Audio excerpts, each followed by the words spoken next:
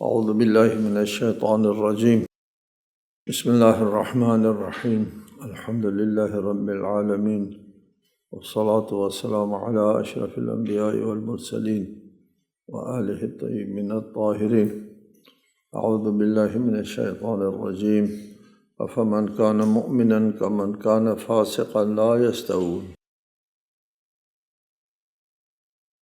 سورۃ السجدہ آیت 18۔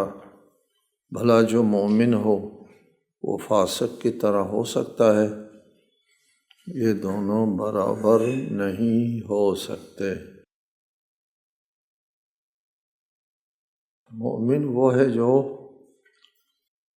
اپنے ایمان کے تقاضے پورے کرے، قلبی چیز ہے، اور اس کے آثار جو ہے وہ اس کے جوارح اعضاء سے اور اس کے کردار سے واضح ہوتے ہیں، اور پھر وہ مومن ہوتا ہے۔ ایمان کا تقاضا یہ ہے کہ وہ اپنے مولا کی بندگی کرے اور مولا کی بندگی کے دائرے میں رہیں، اور بندگی کے دائرے کی حدود کی خلاف ورزی نہ کرے۔ جب اس کے مقابلے میں فاسق وہ ہے جو اس دائرے سے باہر نکل جائیں، خلاف ورزی کرے۔ یہیں سے چوہے کو فوسقہ کہتے ہیں، وہ اپنے بل سے بار بار جو ہے وہ باہر نکلتا ہے۔ یہ بھی اپنے بل سے، اپنے انسانی جو بل ہوتا ہے وہ اس کے باہر نکلتا رہے بار بار، وہ فاسق ہوتا ہے۔ تو یہ دونوں برابر نہیں ہو سکتے۔ جو بندگی کے حدود اور دائرے میں رہتے ہیں اور وہ جو بندگی کے دائرے کے خلاف ورزی کرتے ہیں، تجاوز کرتے ہیں، یہ دونوں برابر نہیں ہو سکتے۔ یہ سورہ مکی ہے، آیت مدنی ہے۔ یہ بہت سے روایات اور احادیث کی روشنی میں کہ یہ آیت اس وقت نازل ہوئی جب ولید بن عقبہ اور حضرت علی کے درمیان میں تکرار ہوئی۔ تو ولید بن عقبہ نے علی سے کہا، چپ رہو، ہماری کیا حیثیت ہے، ابھی بچہ ہے، میں تم سے زیادہ زباں اور نیزہ زنی میں تیز تر ہوں، تجھ سے زیادہ شجاع اور لشکر میں زیادہ نمایاں ہوں۔ ولید کہتا علی سے۔ علی نے فرمایا، خاموش ہو جا، تو فاسق ہے۔ اس پر یہ آیت اتری۔ مومن اور فاسق برابر نہیں ہو سکتے۔ کوئی تکرار ہوتے ہیں علی اور علی کے بندے مقابل میں کوئی آتا ہے تو پھر آیت اترتی ہے۔ یہاں ضمناً ایک بات ذہن میں آ گئی ہے، یہ آپ لوگ نوٹ کر لیں۔ علی علیہ السلام کی ہر جنبش، ہر حرکت، ہر واقعہ، ہر حادثہ کے سلسلے میں اس کے پیچھے رسول اللہ کے احادیث موجود۔ علی کے زندگی کے ہر موڑ کے بارے میں حدیث موجود ہے۔ رسالت مآب کے زمانے میں آیت نازل ہوتی ہے، رسالت مآب کے بعد احادیث موجود ہوتی ہے۔ رسالت مآب کے بعد واقعات بہت سے رونما ہوئے، مسلمانوں میں، اصحاب میں بہت سے واقعات رونما ہوتے رہے۔ کسی کے پیچھے حدیث کا سہارا نہیں ہے۔ واقعی جیسے بھی ہو رہے، واقعے کا غلط ہونا ضروری نہیں ہے، لیکن سہارا اس کے پیچھے حدیث کا سہارا نہیں ہے۔ لیکن علی کے ساتھ جو بھی واقعہ پیش آتا ہے اس کے پیچھے ایک زبردست حدیث کا سہارا موجود ہے۔ یہ ایک واقعہ ہے، ایک شخص کے ساتھ حضرت علی کے پیش آتا ہے، اس پر یہ آیت نازل ہوتی ہے۔ خیال نہ ہو کہ یہ شیعی روایت ہے، آپ لوگ جو ہے وہ ضعیف روایات کو لیتے ہیں۔ ابھی آپ کے سامنے بتاتے ہیں کہ اس روایت کو تقریباً تمام مفسرین نے مسلم لیا ہے، تمام مفسرین نے۔ یہاں پر ہم نے اپنی تفسیر میں کوئی 20-25 تفاسیر کا حوالہ دیا ہے، ان سب کا یہاں ذکر کرنے کی ضرورت نہیں ہے۔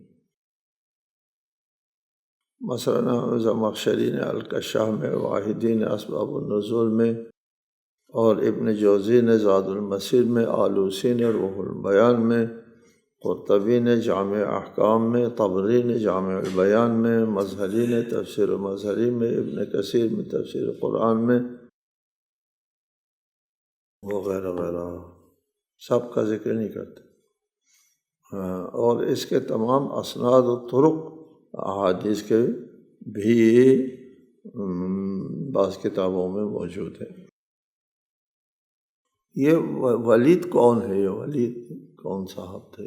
علی کے ساتھ اس کی تکرار ہوئی تو معمولی سے تکرار ہوئی ہوگی، اس پر آیت نازل ہوتی ہے، کیا بات ہے؟ حضرت علی کے ساتھ کسی کے ساتھ کوئی تکرار ہوتی ہے تو پھر اس پر آیت نازل ہوتی ہے، کیوں؟ اس کے پیچھے جو اسباب ہے اس کی طرف اشارہ کرتا ہوں، تفصیل میں جانا مناسب نہیں۔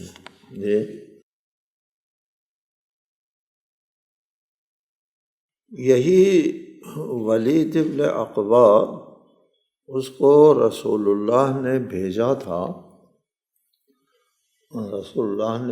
تھا، زکوٰۃ وصول کرنے کے لیے۔ بنی مستلق ایک قبیلہ ہے، اس قبیلے کی آبادی کی طرف ان کو روانہ کیا تھا، جاؤ وہاں سے زکوٰۃ جمع کر کے لے آؤ۔ یہ ولید جاتا ہے، بنی مستلق والے جو ہے ان کو پتہ چلا کہ رسول اللہ کا نمائندہ آ رہا ہے، اور دور سے نظر آیا تو پھر استقبال کے لیے لوگ نکلتے ہیں، بڑے وہاں سے جب استقبال کے لوگوں کو دیکھا، مجمع ہے بڑا، یہ ڈر گیا اور واپس آیا۔ کیوں ڈرا؟ اس لیے ڈر گیا کہ اس ولید کے اور بنی مستلق کے درمیان میں زمانے جاہلیت میں لڑائی تھی۔ اس نے دیکھا کہ ان کو پتہ چلا ہے میں آ رہا ہوں، مجھ سے بدلہ لینے کے لیے یہ سب میدان میں نکل آئے ہیں۔ واپس آ کر رسول اللہ سے کہا کہ بنی مستلق والے مرتد ہو گئے، انہوں نے زکوٰۃ دینے سے انکار کر دیا۔ ٹھیک ہے، رسول اللہ جو ہے وہ بہت برہم ہو گئے، ناراض ہو گئے، اور آدمی بھیجنے کے لیے کہ ان کے ساتھ لڑائی کے لیے، قتال کے مرتد ہوتے ہیں تو پھر قتال کرنا ہوتا ہے، اس کے آمادگی ہو گئی۔ اتنے میں بنی مستلق کو پتہ چل گیا کہ ولید آیا تھا اور راستے سے واپس گیا ہے۔ ان کا وفد رسول اللہ کی خدمت میں پہنچتا ہے، کہتے ہیں ہم منکر نہیں ہیں، ہم نے کوئی انکار نہیں کیا، آپ کا بندہ ہمارے پاس ہی نہیں آیا، راستے سے واپس آیا ہے وغیرہ۔ اس پر آیت نازل ہوئی پھر، وہ بنی مستلق کا وفد آیا تھا کہ ہم منکر نہیں ہیں، اور اس نے ولید نے آپ کو غلط خبر دی ہے۔ وحی نازل ہوئی اس آیت کے ساتھ، ان جاءکم فاسق بنبأ فتبینوا، اگر کوئی فاسق خبر لے آئے تو تحقیق کرو، نہ مانو اس کو۔ ان جاءکم فاسق بنبأ، اگر کوئی فاسق کوئی خبر لے آئے تو اس کی تحقیق کرو۔ یہ آیت نازل ہوئی اور اس پر رسول اللہ کے اوپر جو ہے حقیقت کھل گئی۔ ابن عبد البر کا کہنا ہے کہ قرآنی علوم کے حامل لوگوں میں اس بات میں کوئی اختلاف نہیں کہ آیہ ان جاءکم فاسق بنبأ فتبینوا ولید کے بارے میں نازل ہوئی ہے۔ تمام مفسرین کا اجماع اور اتفاق ہے، یہ آیت ولید کے بارے میں نازل ہوئی، ولید کو ہوا فاسق کہا، ان جاءکم فاسق بنبأ۔ یہ ولید کوئی زیادہ پلید تھا، کیا مسئلہ ہے اس کا؟ جی، اس کو گورنر بنایا تھا کوفے کا، خلفائے راشدین کے زمانے میں اس کو گورنر بنایا تھا۔ یہ گورنر تھا کوفے کا۔ فجر کی نماز پڑھانے کے لیے جاتے ہیں، اس وقت گورنر جو حاکم ہوتے اسی نے نماز پڑھانا ہوتی ہے۔ فجر کی نماز پڑھانے کے لیے گیا اور اس نے فجر کی نماز 4 رکعت پڑھائی۔ وہ شراب پی کر آیا تھا اور مڑ کے دیکھا کہ مزید پڑھاؤ، نشے میں تھا۔ پھر محراب میں شراب کی الٹی بھی کی، لوگوں نے مارا، بھگایا اس کو مسجد سے، اس شخص کو۔ وہ حاکم تھا، والی تھا، گورنر تھا کوفے کا۔ اس کے ساتھ پھر حضرت امام حسن کی بھی تکرار ہوتی ہے۔ تو حضرت امام حسن نے بھی فرمایا تھا، وہ حضرت علی کو گالی دیتا تھا، یہ شخص، یہ ولید، کیف تشتم علیا وقد سماہ اللہ مؤمنا فی 10 آیات۔ تو علی کو گالی دیتا ہے، علی کو 10 آیتوں میں اللہ تعالیٰ نے مومن کہا ہے، وَسَمَّاكَ فَاسِقًا، اور تجھے اللہ نے فاسق کہا ہے۔ بہرحال یہ واقعہ ہے اس آیہ مجیدہ کے شان نزول کا۔ آیہ مجیدہ یہ ہے، أَفَمَنْ كَانَ مُؤْمِنًا كَمَنْ كَانَ فَاسِقًا لَا يَسْتَوُونَ، بھلا جو مومن ہو وہ فاسق کی طرح ہو سکتا ہے، یہ دونوں برابر نہیں ہو سکتے۔ أَمَّا الَّذِينَ آمَنُوا وَعَمِلُوا الصَّالِحَاتِ فَلَهُمْ جَنَّاتُ الْمَأْوَىٰ نُزُلًا بِمَا كَانُوا يَعْمَلُونَ، مگر جو ایمان لائے اور نیک عمل کرتے رہے ان کے لیے جنتوں کی قیام گاہیں ہیں، جنت الجنات المأویٰ۔ یہ ضیافت ان اعمال کا صلہ ہے جو وہ انجام دیا کرتے تھے۔ پچھلے آیت میں ایک کلیہ بیان فرمایا کہ مومن اور فاسق دونوں برابر نہیں ہو سکتے، اور اب قدر اس کی تفصیل ہے۔ أَمَّا الَّذِينَ آمَنُوا وَعَمِلُوا الصَّالِحَاتِ، جو ایمان لے آئے ہیں اور عمل صالح بجا لائے ہیں ان کے لیے جنت مأویٰ ہے، نزلاً بما، ان کے اعمال کے عوض میں ان کے لیے صلے کے طور پر جنت المأویٰ، مأویٰ قیام گاہ کہتے ہیں، جنات المأویٰ، قیام گاہیں ہیں، آرام گاہ ہے جنتوں میں۔ جنت بھی کئی نام ہے، درجات ہے، جنت بہشت ایک جگہ نہیں ہے، مختلف اس کے درجات ہوتے ہیں۔ اس میں انسان جو ہے اپنے عمل کے مطابق جو ہے وہ اس میں ہوتے ہیں، بلند درجات میں ہوتے ہیں کچھ لوگ۔ وہاں بھی پھر افسوس کرنا ہوتا ہے، کاش کہ میں وہ عمل کر کے آتا تو ان کے ساتھ ہوتا آج۔ ان میں سے ایک جنت الفردوس، جنت عدن، جنت نعیم اور جنت المأویٰ کا قرآن میں ذکر ہے، اور جنت المأویٰ کے بارے میں قرآن میں ہے، عند سدرۃ المنتہیٰ عندہا جنت المأویٰ، یہ سدرۃ منتہیٰ کے پاس ہے یہ جنت، اور یہ بلند درجہ جنت ہے۔ حضرت علی علیہ السلام نے فرمایا علیکم بلزوم الیقین والتقوی فإنہما یبلغانکم جنت المأوی، تم یقین اور تقوی اختیار کرو۔ یقین کے ساتھ جو عمل ہوتا ہے اس کی فضیلت زیادہ ہوتی ہے۔ یقین کس چیز کا یقین؟ خدا کا یقین، قیامت کا یقین، حساب کتاب کا یقین، جنت و نار کا یقین۔ یہ جو ایمان بالغیب ہے ان پر یقین کہ حساب دینا ہے، میں نے اللہ کے سامنے کھڑا ہونا ہے، براہ راست اللہ کو جواب دینا ہے، اس پر یقین ہو تو انسان کی یقین جو ہے وہ بہت کردار ساز ہوتا ہے۔ انسان کے کردار کے اوپر یقین کے بہت بڑا اثر ہوتا ہے۔ یقین کے ساتھ جو عمل انجام دیا جاتا ہے اس کا بہت زیادہ درجہ ہے جو دوسرے لوگ جو ہے انجام دیتے ہیں۔ یقین اگر انتہائی درجے کے اوپر فائز ہوتا ہے پھر وہاں عصمت آ جاتی ہے، معصوم ہوتے ہیں۔ پھر معصوم کیسے معصوم ہوتے ہیں؟ گناہ کیوں نہیں کرتے؟ معصومین ایسا نہیں کہ وہ گناہ کر نہیں سکتے، کرتے نہیں ہیں۔ کیوں نہیں کرتے؟ اس لیے کہ وہ یقین کے اس مرحلے پر فائز ہے جسے بالاتر درجہ نہیں ہے، اس کو حق الیقین کہتے ہیں۔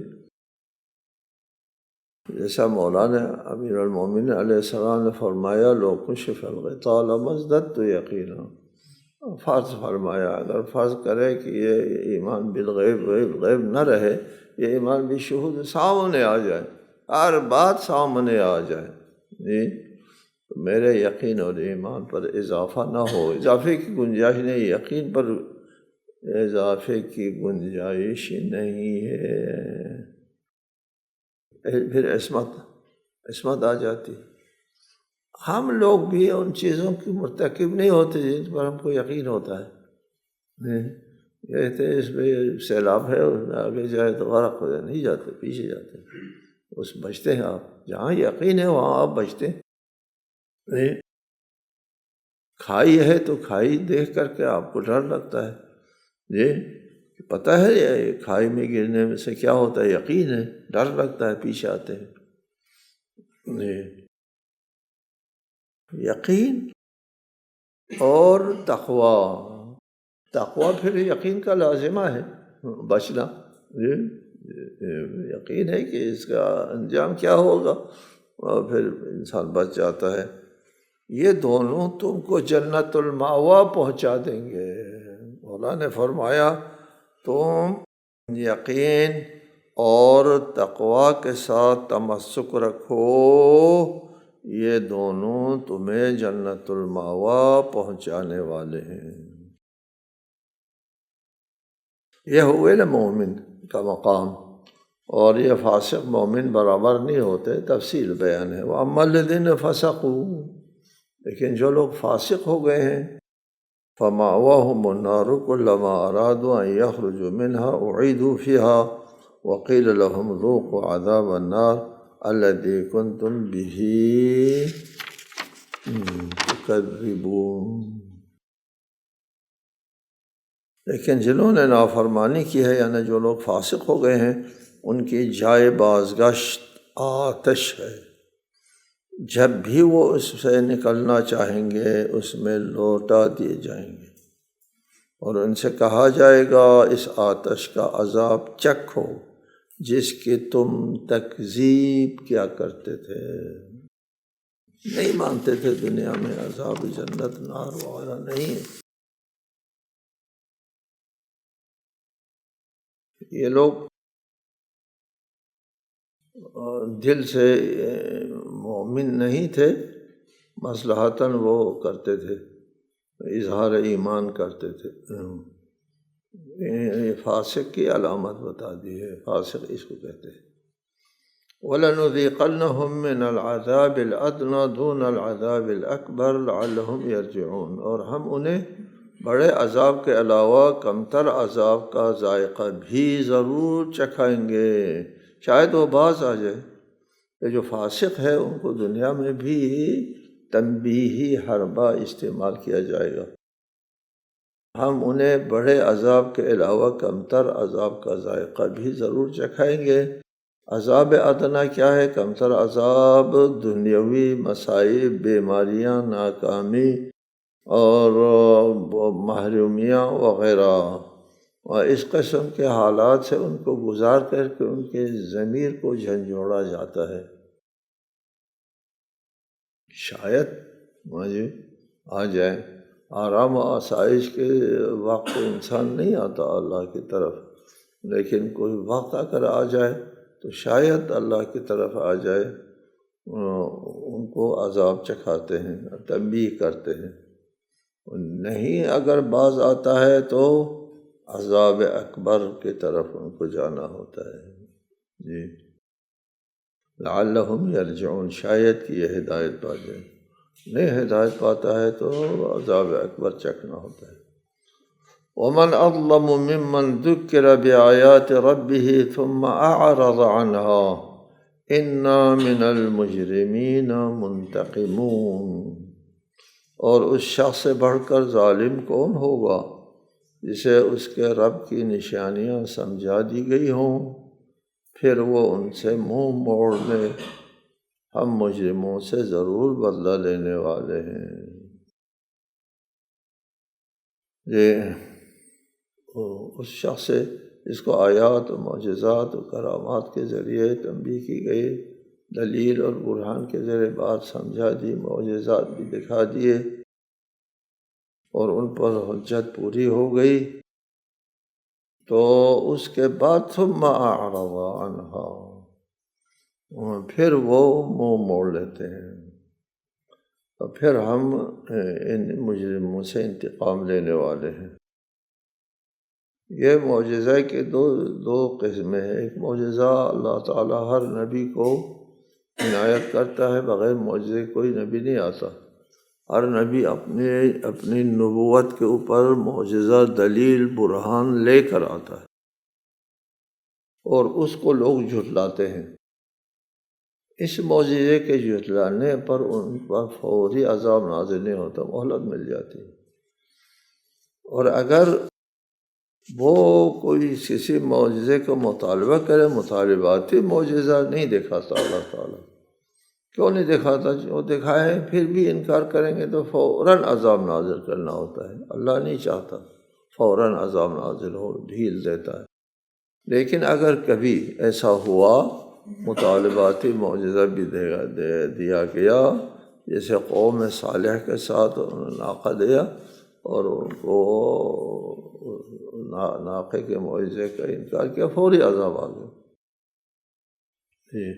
انا من المجرمین منتقمون۔ وَلَقَدْ آتَيْنَا مُوسَى الْكِتَابَ فَلَا تَكُنْ فِي مِرْيَةٍ مِّن لِقَائِهِ وَجَعَلْنَاهُ هُدًى لِبَنِي إِسْرَائِيلَ، اور ہم نے موسیٰ کو کتاب دی ہے، لہٰذا آپ اس قرآن کے ملنے میں کسی شبہ میں نہ رہیں، اور ہم نے اس کتاب کو بنی اسرائیل کے لیے ہدایت کا ذریعہ بنایا ہے۔ یہ قرآن کا طرز خطاب ہے، خطاب رسول اللہ سے ہوتا ہے اور سمجھانا لوگوں کے لیے۔ حدیث میں ہے نزل القرآن بِإِيَّاكِ أَعْنِي فَاسْمَعِي یا جارہ پر مقولہ ہے، إِيَّاكِ أَعْنِي فَاسْمَعِي یا جارہ، بات تجھ سے کر رہا ہوں اور سنو اے پڑوسن۔